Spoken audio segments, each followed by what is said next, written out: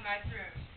His throne was so high that he could see over all three parts of the world from where he sat. On his head he wore a helmet shaped like an eagle. On his shoulders perched two black ravens called Memory and Thought, and at his feet crouched two snarling wolves. The great king gazed thoughtfully down upon the earth below him. He had made the green land that stretched out before his eyes. With the help of the other gods, he had made men and women who lived on that earth. And he had truly, like the All-Father he was called. The fair elves had promised they would help the children of the earth. The elves were the many people who lived between heaven and earth. They were so small that they could flit about doing their work unseen. Odin knew that they were the artists who painted the flowers and made the beds for the streams. They took care of all the bees and the butterflies, and it was the elves who brought the gentle rain and sunshine to the earth. Even the ugly dwarves, who lived in the heart of the mountains, agreed to help. They forged iron and metals, made tools and weapons. They dug gold and silver and beautiful jewels out of the earth. Sometimes they even cut the grain and ground the flour for the farmers on the earth. All seemed to be going well. Odin found it hard to think of evil times, but he knew that the frost giants were only waiting for a chance to bring trouble to his children. They were the ones who brought cold and ice to the world and shook the earth in anger. They hated Odin and all the work of the gods. And from high on his throne, Odin looked down beyond the earth, deep into the gloomy lands of his enemies. He saw dark figures of huge men moving about. They looked like evil shadows. He, the king of the gods, must have more wisdom. It was not enough just to see his enemies. He must know more about them. So Odin wrapped his tall figure in a blue cloak. Down from his throne he climbed. Down the broad rainbow bridge he strode, and across the green earth till he came to one of the roots of the great evergreen tree. There, close by the tree, was a well full of clear water. Its surface was so still it was like a mirror. In it one could see the pictures of things that had happened and things that were going to happen.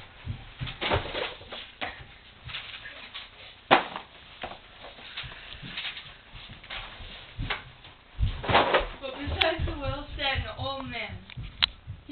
His face was lined with the troubles of the world. His name was Mimir, which means memory.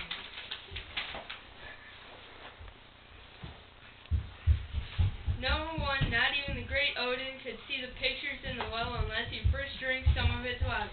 Only Mimir could give him the magic drink. "Age Mimir," Odin said to the old man, "you who hold the knowledge of the past and future in your magic waters, let me have but one sip, then I can know enough to protect the men and women of the earth from the hate of the giants."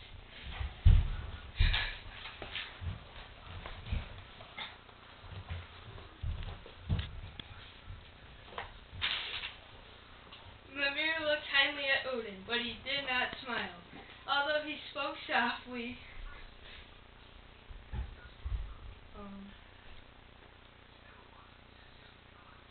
his voice was so deep it reminded Odin of the distant roar of the ocean.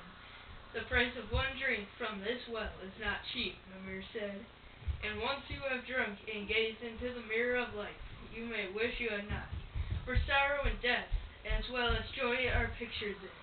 Think again before you ask to drink." But once the king of the gods had made up his mind, nothing could change it. He was not afraid to look upon sorrow and death. "What is your new price, aged Mimir?" Odin asked. "You are the great and good Odin," answered Mimir. "You have worked hard enough to make the world. Only those who know hard work may drink from my well. However, that is not enough. What have you given up that is very dear to you? What have you sacrificed? The price of drink must be a great sacrifice. Are you still willing to pay the price?" What could the king of the gods sacrifice? What was most dear to him?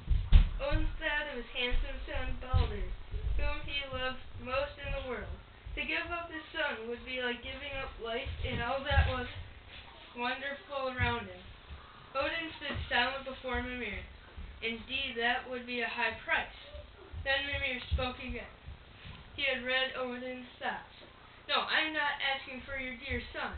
The fates say his life must be short, but he has time yet to live and bring happiness to the gods in the world. I ask for one of your eyes. Odin put his hands up to his bright blue eyes. Those two eyes had gazed across the world from his high throne in the shining city of the gods. His eyes had taught him what was good and beautiful, what was evil and ugly. But those eyes had also seen children, the men and women of the earth, struggling against the hate of the giants. One eye was a small sacrifice to win the knowledge of how to help them. And without another thought, Odin plucked out one of his bright blue eyes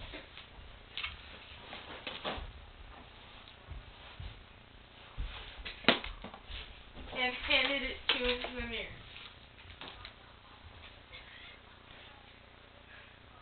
Then Mimir smiled and gave Odin a horn full of waters of his well. Drink deeply, brave king, so you may hear all that you wish in the mirror of life. Odin lifted the horn to his lips and drank. Then he knelt by the edge of the well and watched the pictures passing across its still and silent surface. When he stood up again, he sighed, for it was as Mimir had said. He had seen sorrow and death as well as joy. He was only the glorious promise that at the end that gave him courage to go on. So Odin, the great king of the gods, became one-eyed. If you can find Mimir's well, you will see Odin's blue eye resting on the bottom. It is there to remind men and women of the great sacrifice he made for them. Okay, that's it.